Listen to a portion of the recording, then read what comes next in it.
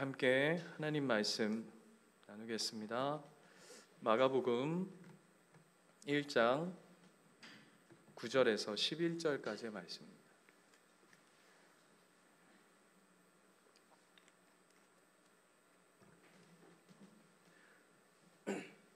마가복음 1장 9절에서 11절까지 말씀 한 절씩 교독하시고 11절은 우리 모두 다 같이 합독하도록 하겠습니다. 그때 예수께서 갈릴리 나사렛으로부터 와서 요단강에서 요한에게 세례를 받으시고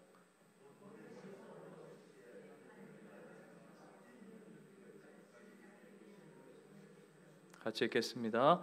하늘로부터 소리가 나기를 너는 내 사랑하는 아들이라 내가 너를 기뻐하노라 하시니라. 아멘. 여러분, 우리 지난주는 그 설 명절이었고, 그렇죠? 예. 그 전주에 이제 우리가 마가복음 복음의 시작 그리고 세례에 관한 이야기들을 잠시 나눴는데, 지난주, 지지난주 이렇게 두 번의 말씀을 들으면서 궁금한 게 없으셨습니까? 혹?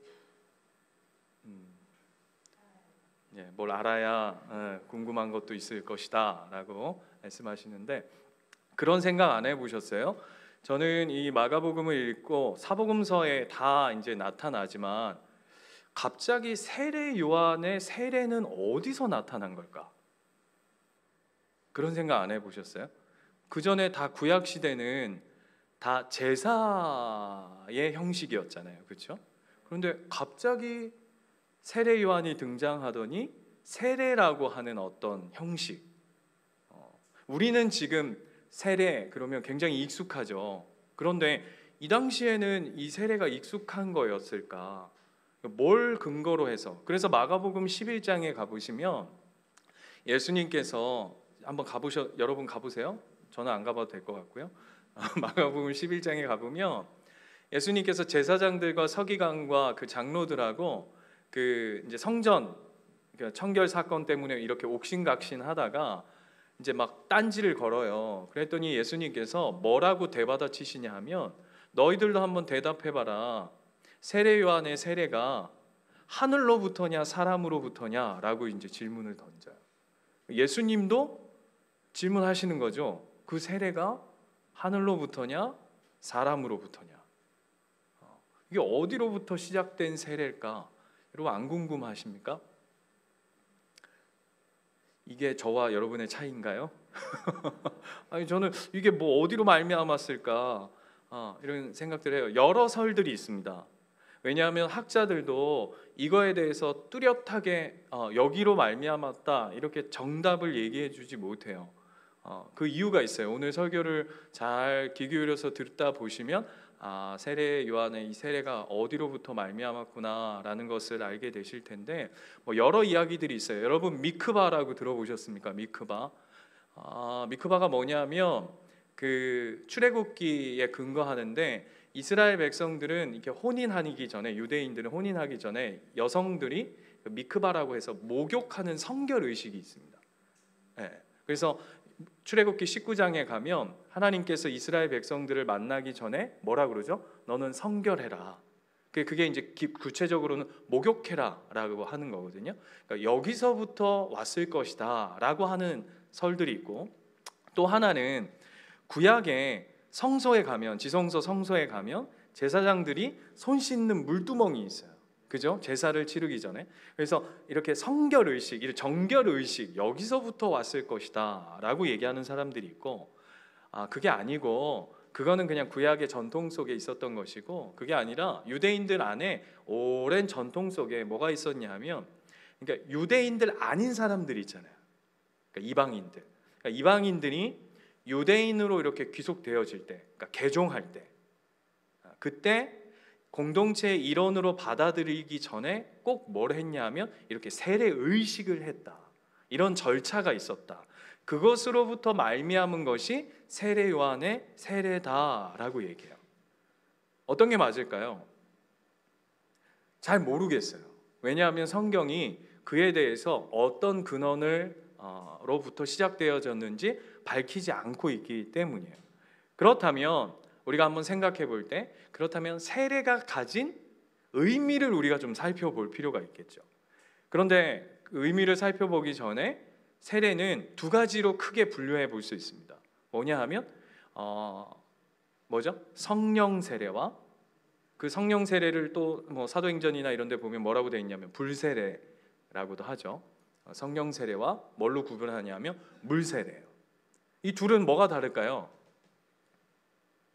성령 세례, 불세례와 물세례. 네. 목사님, 불과 물 많이 다릅니다. 이렇게 얘기할 수 있는데, 근본적으로 성령 세례는 이렇게 이해하시면 좋아요. 하나님께 속한 세례예요. 이해되시죠? 그리고 물세례는 사람에게 속한 세례입니다. 그래서 오해하지 말아야 되는 건, 이 물세례는 꼭 뭐와 비슷하냐 하면 할례와 비슷합니다. 여러분, 할례를 받은 사람이 뭘 상징하죠? 하나님의 백성, 언약 백성임을 상징하죠. 그러면 질문이요, 할례 받으면 무조건 언약 백성입니까? 예? 이스라엘이 구약 시대 때 할례를 받으면 무조건 언약 백성이었나요? 왜 이렇게 목사님 오늘 설교 시작부터 이렇게 자꾸 우리를 시험에 들게 하시나이까? 여러분, 할례 받았다고 무조건 언약 백성이 아니죠. 누구를 통해 알 수 있죠? 여러분, 이스마엘과 이삭이 똑같이 할례를 받았음에도 불구하고 이삭은 언약 백성이었고 이스마엘은 날아갔어요.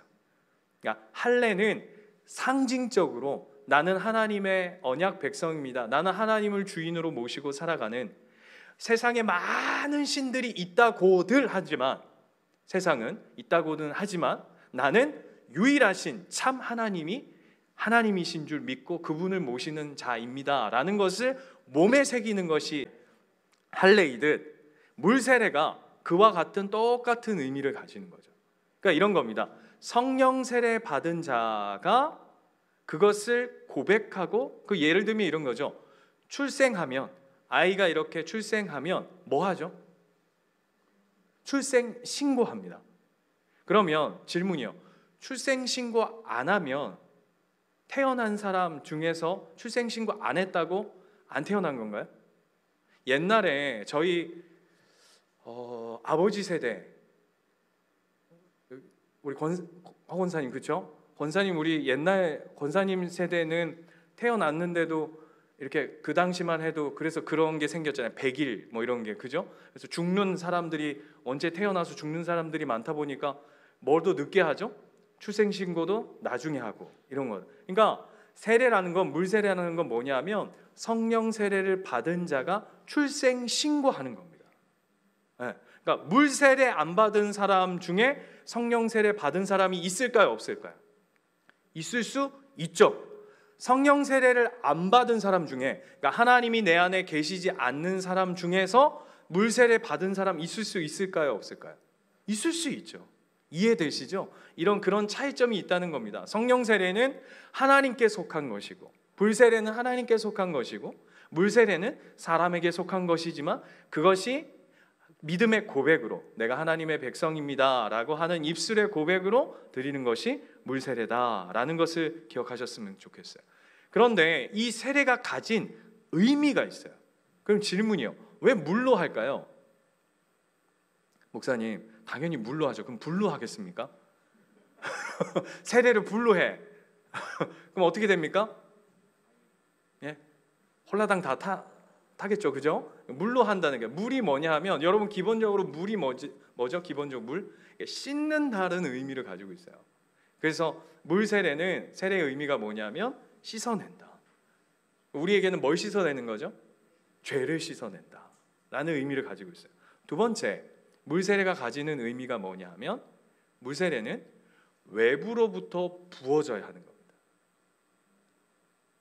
이해되세요? 이게 굉장히 중요해요. 세례라는 건 성령 세례도 마찬가지고 물 세례도 마찬가지고 외부로부터 부어지는 거지, 내 안에서 자발적인 깨끗함과 회복과 죄 씻음이 이루어질 수 없습니다 라는 것을 고백하는 게 세례의 의미예요. 나는 외부로부터 강력한 힘으로 말미암지 않고는, 우리는 그 힘이 누군지 알죠? 그 힘으로 말미암 외부로부터 주어지는 힘으로 말미암지 않고서는 이 죄를 해결할 수 없습니다 라고 하는 것이 이 세례의 의미예요. 그렇다면 질문이요. 그러면 이 세례라는 건 죄 씻음, 외부로부터 주어져야 한다는 거잖아요. 그럼 오늘 본문을 읽었을 때 여러분 당연히 생겨야 하는 질문이 있습니다. 뭘까요? 당연히 생겨야 되는 질문인데 아무도 생각이 나지 않는다는 거, 놀라운 시스템. 여러분 지난 주일날 여러분 설교를 1시간 20분 들은 거 아십니까? 네? 제가 지난주에 주일날 설교를 1시간 20분 했더라고요. 여러분 대단한 성도예요. 제가 어느 목사님들한테 그랬어요. 나 같으면 집에 갔다고. 주일날 설교를 1시간 20분 하는 교회라고, 우리 교회. 그럼 뭐 하겠어요? 보고도 질문이 안 생기는 걸. 온라인으로 보고 여기 계신 분들을 무시해서 하는 이야기 전혀 아닙니다. 여러분 당연히 어떤 질문이 생겨야 하냐면, 그러면 죄 씻음과 외부로부터 힘이 주어져서 죄의 문제를 해결한다는 것이 세례의 상징이라면 죄 없으신 예수님이 왜 세례를 받으셔야죠?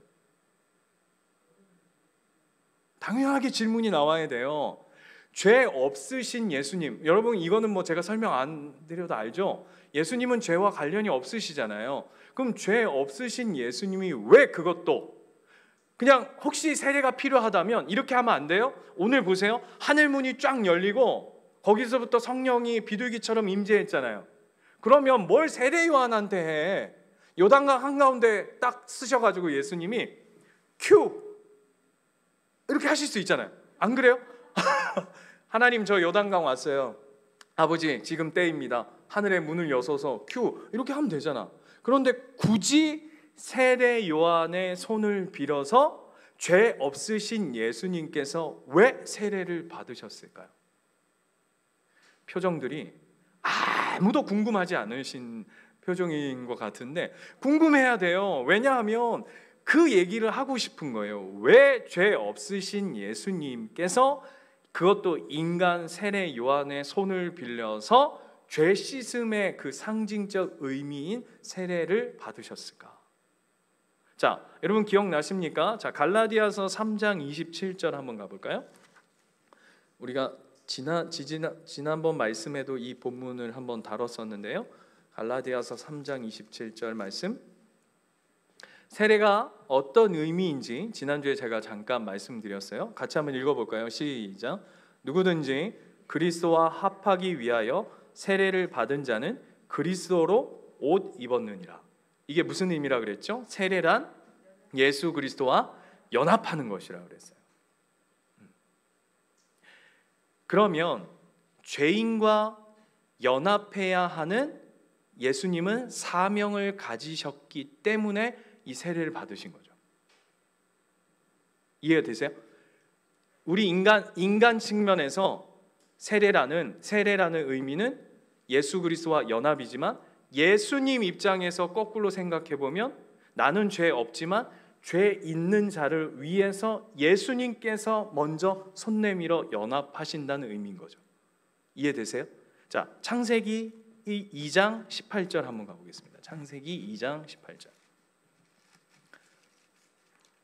우리 인간을 하나님께서 처음 지으실 때 어떤 존재로 지으셨냐면 창세기 2장 18절 같이 한번 읽어보겠습니다. 시작. 여호와 하나님이 이르시되 사람이 혼자 사는 것이 좋지 아니하대요. 하나님은 우리를 어떤 존재로 처음부터 창조하셨냐면 우리는 홀로 살아갈 수 없는 존재로 하나님께서 지으셨어요. 이해되세요? 우리는 늘 독립적인 존재가 아니에요. 우리는 혼자 살아갈 수 없는 존재예요. 표정들이 어떤 표정이냐면 목사님 난 진짜 요즘에 너무 혼자 살고 싶어요. 혼자 사는 게 얼마나 편한데. 거짓말이에요.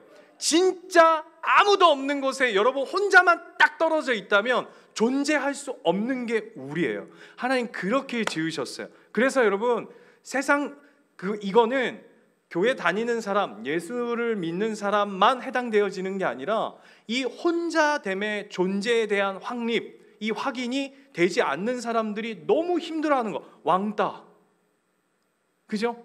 어떤 소외되어져서 홀로 남는 것이 얼마나 큰 아픔과 상처를 주는가에 대해서. 그래서 늘 여러분 한번 우리의 인생을, 한 인생이 태어나서 살아가는 모든 삶 속에 우리 인간은 그렇기 때문에 늘 뭐를 확인하고 싶은 욕망이 있냐면 내가 혼자가 아니라는 것을 매 순간 확인하고 싶은 욕망이 우리 안에 있어요.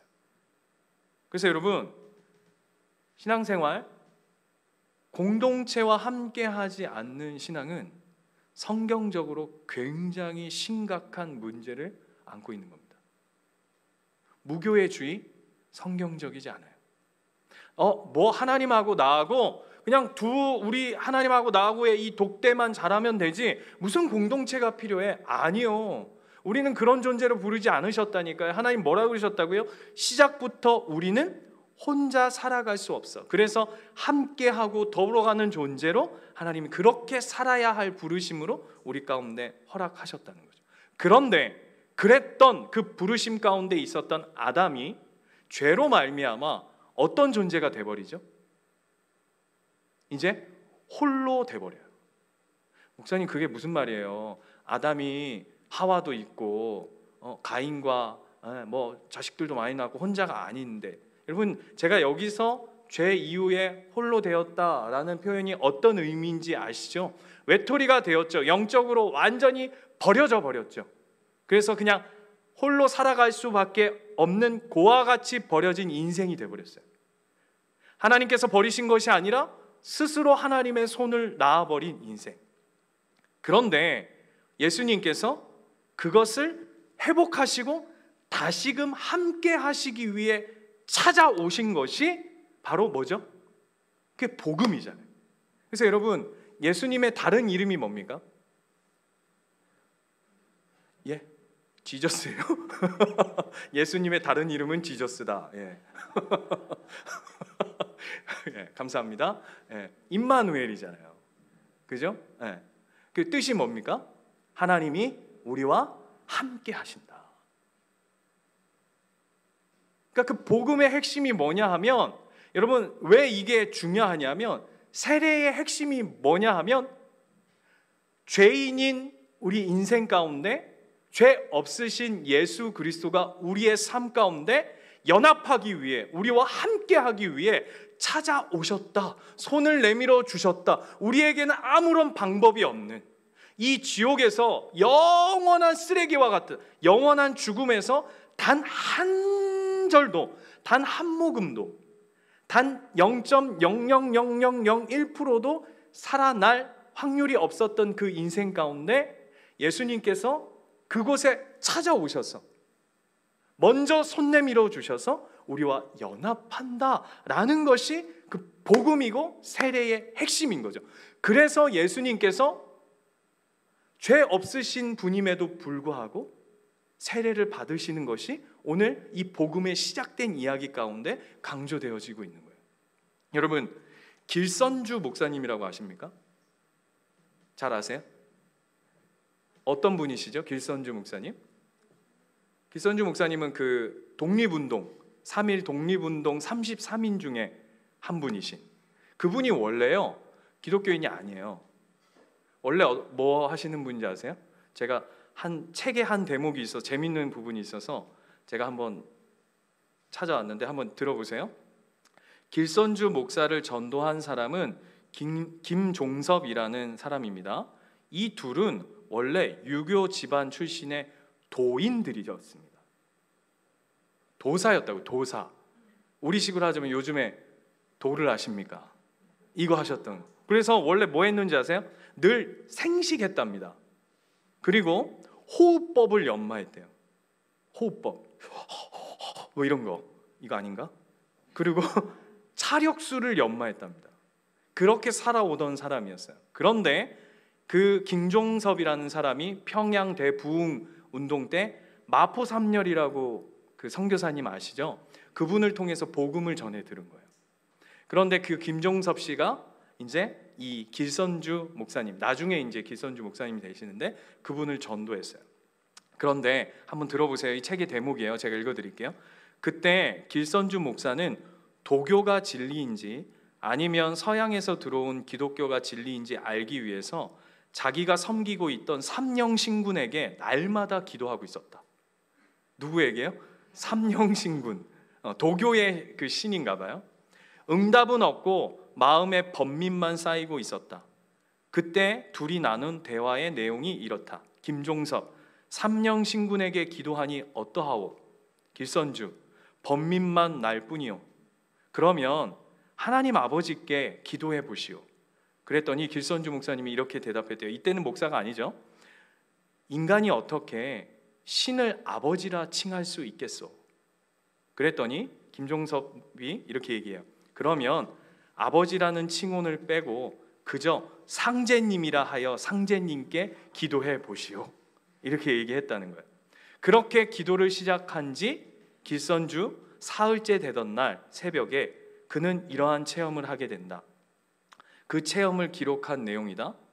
예수가 참 구주이신지 알게 하여 주시옵소서라고 간절히 기도하는 중에 옥피리 소리와 같이 청량한 소리가 방 안에 들리더니 이어 총소리 같은 소란한 큰 소리가 있어 공기가 진동하는지라.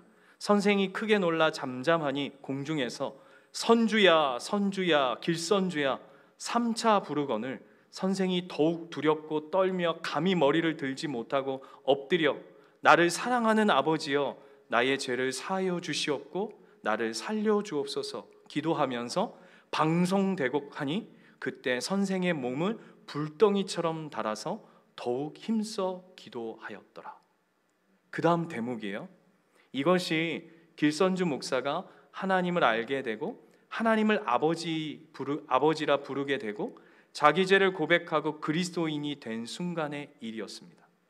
길선주 목사의 경우 하나님을 아버지라 부르게 된 것은 하나님이 직접 찾아와 주심으로써 가능했던 일입니다. 하나님이 찾아오셨을 때 비로소 그는 하나님을 아버지라 부르고 자신의 죄를 고백하게 되었습니다.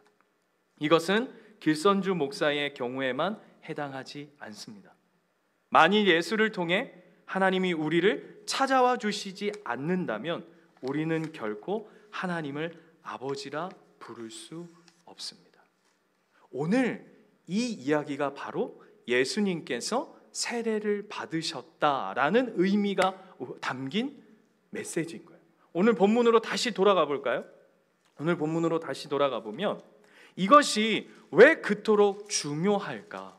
예수님께서 세례 받으시고 그 죄인과 연합한 사건,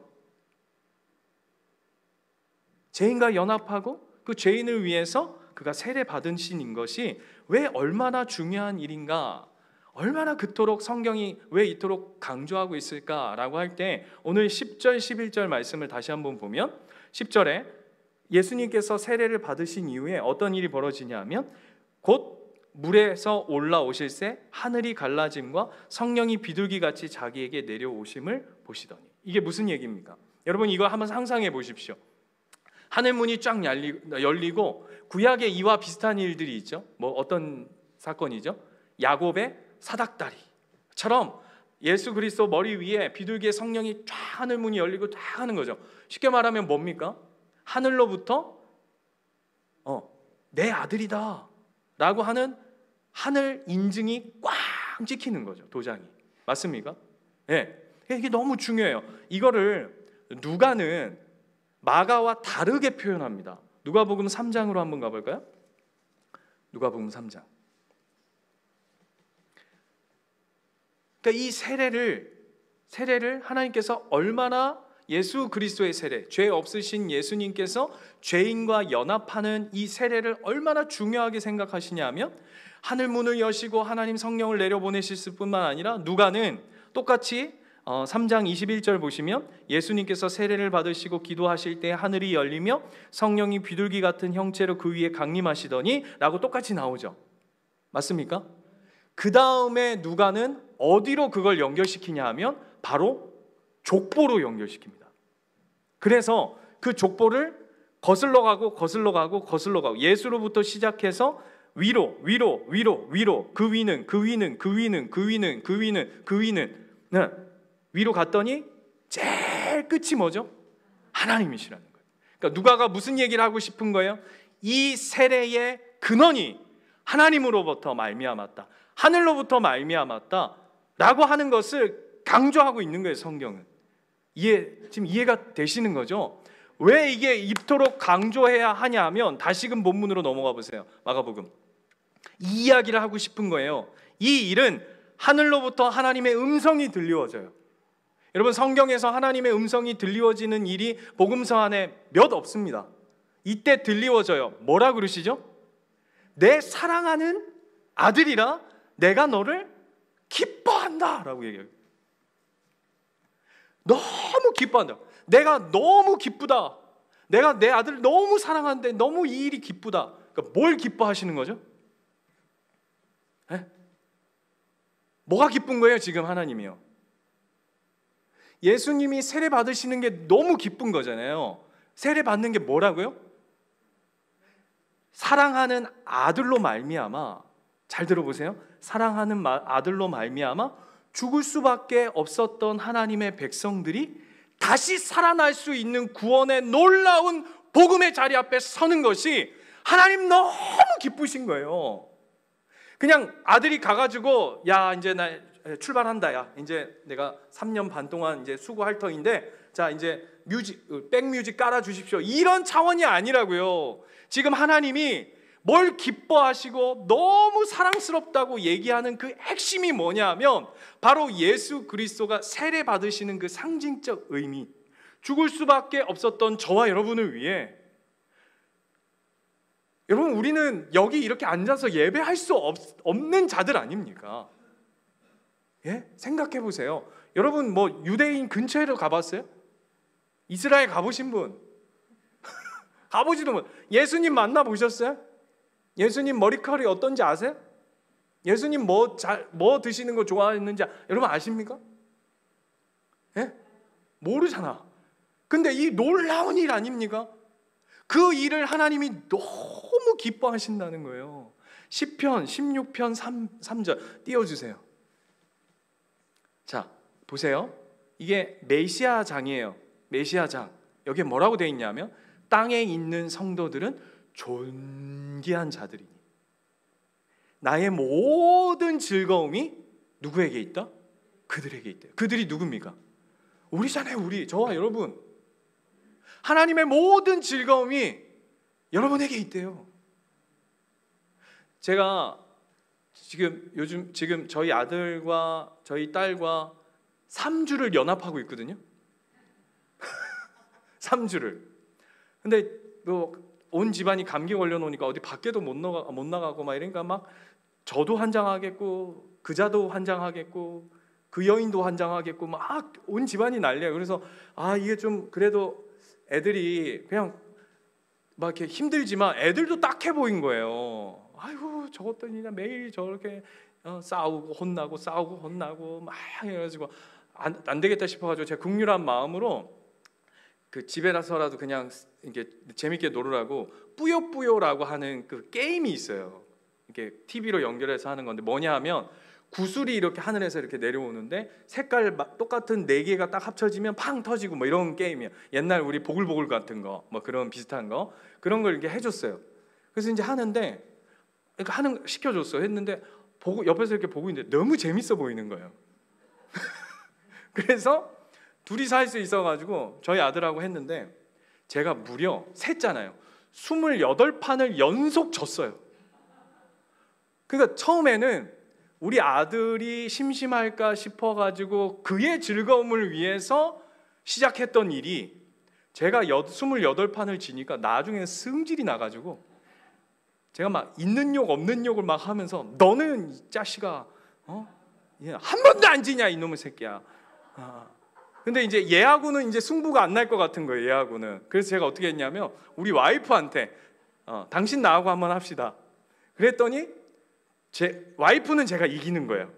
그랬더니 우리 아들이 가만히 있으면 될 터인데 눈치는 엄마 닮아가지고 얼마나 없는지. 엄마한테는 이기네. 나한테는 안 되는데. 순간 막 진짜 게임기고 뭐고 막 제가 그러면서 무슨 생각이 들었냐면 시작은 굉장히 아들을 위한 즐거움, 나의 즐거움이 우리 아들에게 있다 이렇게 시작했잖아요. 근데 나는 그 즐거움을 지켜낼 만한 실력도 중심도 내 안에 없더라고요. 근데 오늘 하나님 뭐라고 하신지 아세요? 모든 즐거움이 우리에게 있대요. 그래서 예수님이 이 땅 가운데 오신 그 복음의 시작 세례는 다른 의미가 아니라 하나님이 우리를 적극적으로 살려내시겠다고 하는 하나님의 끝없는 열심과 뚝심이신 것이죠. 그래서 이걸 거꾸로 우리에게 적용해 보자면, 그렇다면 이렇게 질문해 볼게요. 결국 하나님의 기쁨된 삶이란 뭘까요? 우리에게 지금 여태 설교했는데 예수님이, 하나님이 뭘 기뻐하셨냐면 예수님과 이게 이런 거잖아요. 야 여러분, 이게 우리가 자녀들 키워보고 우리가 신앙생활 해보고 신앙생활 뭐 치우고 그냥 우리가 살아가다 보면 내가 정말 좋아하는 사람이 있는데 내가 또 정말 친한 사람이 있는데 어느 날 이 두 사람이 잘 이렇게 또 만나가지고 좋은 이 시너지를 이뤄낼 때 그거 막 뿌듯하고 기쁠 때 있잖아요. 네, 아시죠? 그것처럼 하나님이 예수님과 함께하는 그 예수로 말미암아, 내 아들로 말미암아, 사랑하는 아들로 말미암아 하나님의 백성이 새롭게 살아나는 그 놀라운 생명을 살려내는 것이 하나님의 기쁨이라면, 그것이 우리한테 적용된다면 거꾸로 우리가 하나님의 기쁨을 위해서 살아가는 삶이란 결국 뭐냐고요? 예수와 연합되는 거 아니에요. 예수와 연합되어지는 거. 그래서 우리 교회 예수인교회의 대표 성경 구절 에베소서 2장 22절 뭐예요? 주여 그리스도와 함께 지어져 가느니라. 아무도 아멘이 안 나와. 그거 하는 거래요. 그게 예수 그리스도 하나님께 가장 큰 기쁨이라고요. 그 질문이요. 그러면 예수 그리스도와 연합된 삶이란 뭡니까 도대체?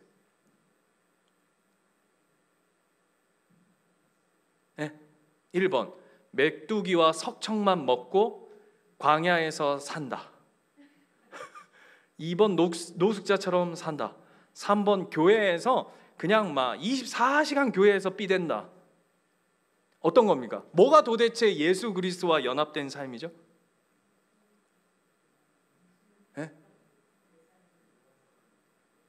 그분으로 옷 입었다.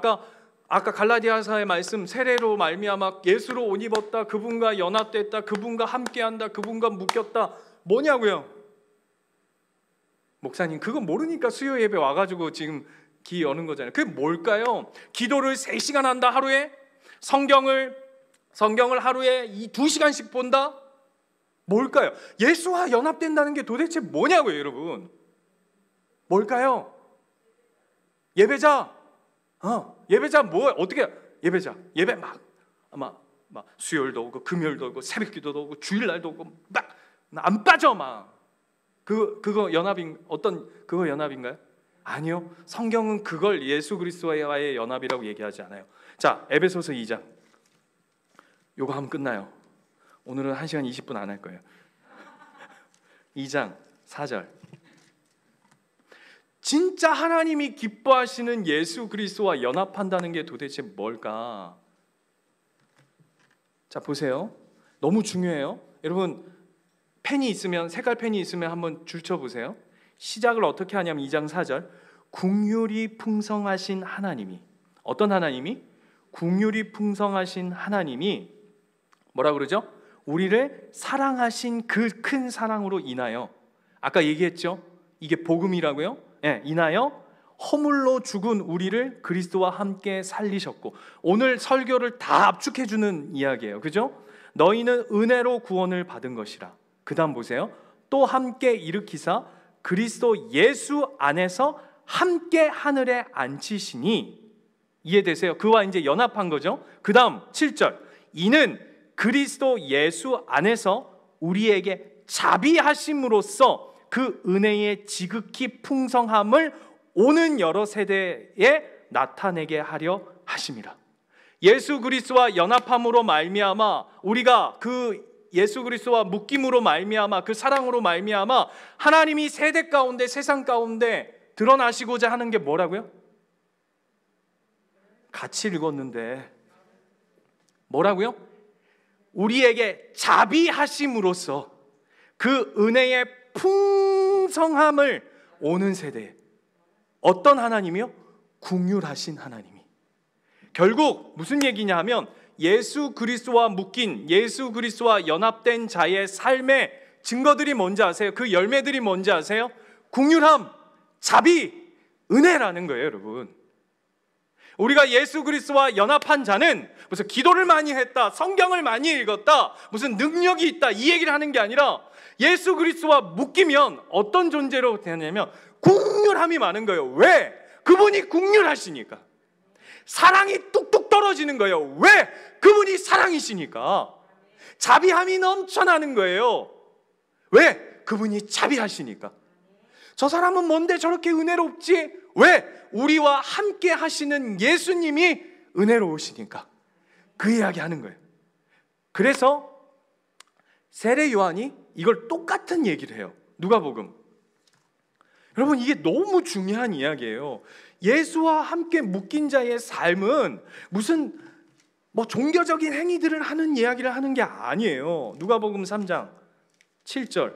자, 보세요. 여기도 똑같이 해요. 똑같이 질문해요. 요한이 세례를 받으러 나온 무리에게 이르되 독사의 자식들아 누가 너희에게 일러 장차 올 진노를 피하라 하더냐. 그러므로 회개에 합당한 열매를 맺고. 나오죠. 세례 받은 자에게 얘기하는 거예요. 속으로 아브라함이 우리의 조상이라 말하지 말라. 내가 너희에게 이르노니 하나님이 능히 이 돌들로도 아브라함의 자손이 되게 하시리라. 이미 도끼가 나무 뿌리 위에 놓였은즉 좋은 열매를 맺지 아니하는 나무마다 찍혀 불에 던지리라. 그 다음 보세요. 그랬더니 무리가 뭐라고 묻죠?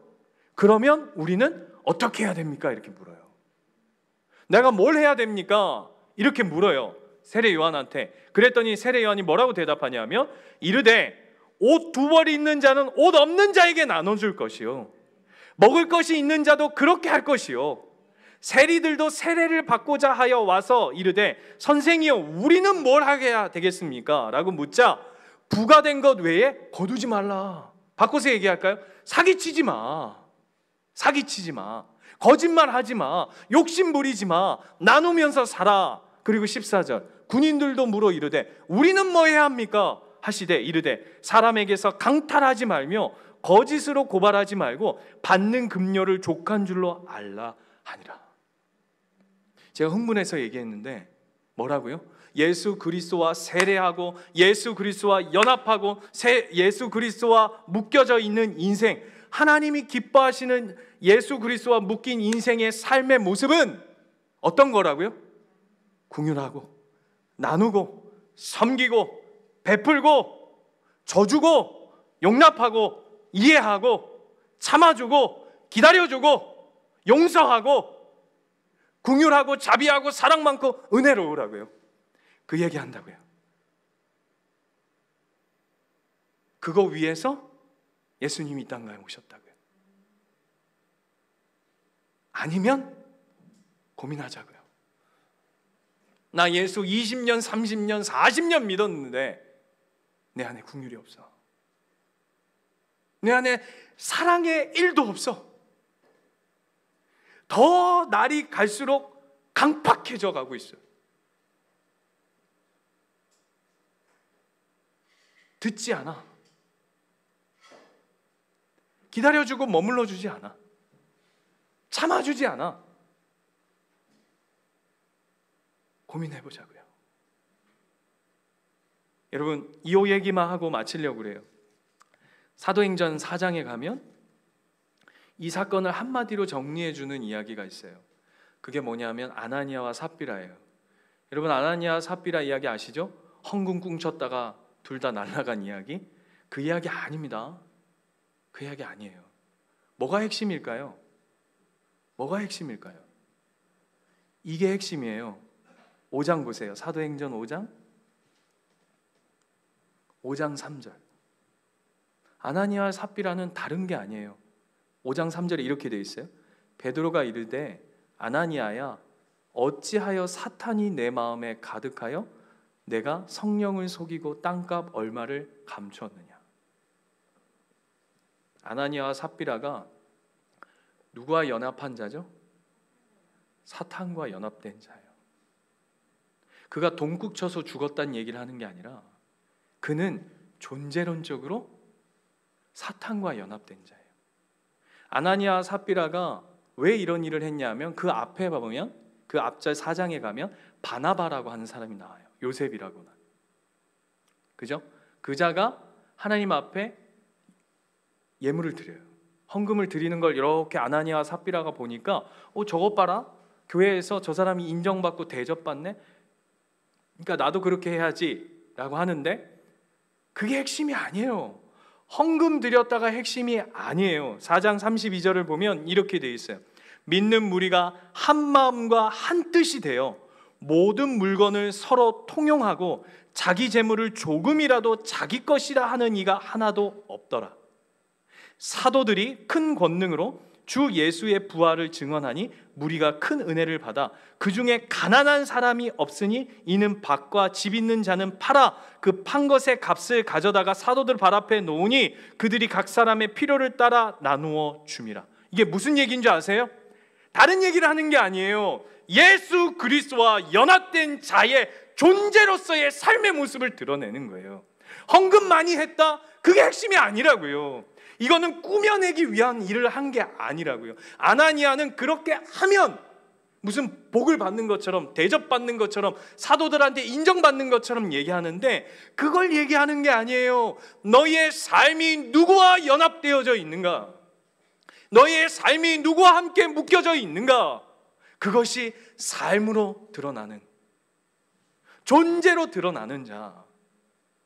그래서 이 사람들은 아깝지 않은 거예요. 왜? 그 긍휼하신 하나님께서 나에게 생명을 줌을 기억하는 자니까. 아나니아 삽비라는 왜 날아갔다고요? 그는 하나님과 연합된 자가 아니라 사탄과 연합된 자인 거예요. 그는 교회와 함께 할 수 없죠. 연합할 수 없죠. 그 이야기 하는 거예요. 여러분, 오늘 여러분 삶으로 돌아가셔서 나는 주님의 기쁨된 삶을 살아가기 원합니다. 하나님 나에게 허락하신 그 긍휼함, 그 자비하신 그 사랑, 놀라운 은혜 가운데 예수 그리스도와 연합된 자로 나도 세상 앞에 긍휼하고 사랑 많고 그렇게 살아가고 존재하는, 그래서 하나님의 은혜의 풍성함을 오는 세대 가운데 드러내는 자로 그렇게 살기 원합니다. 그 고백이 저와 여러분의 고백 되시는 이 마가의 복음의 놀라운 메시지가 되시기를 축원드립니다.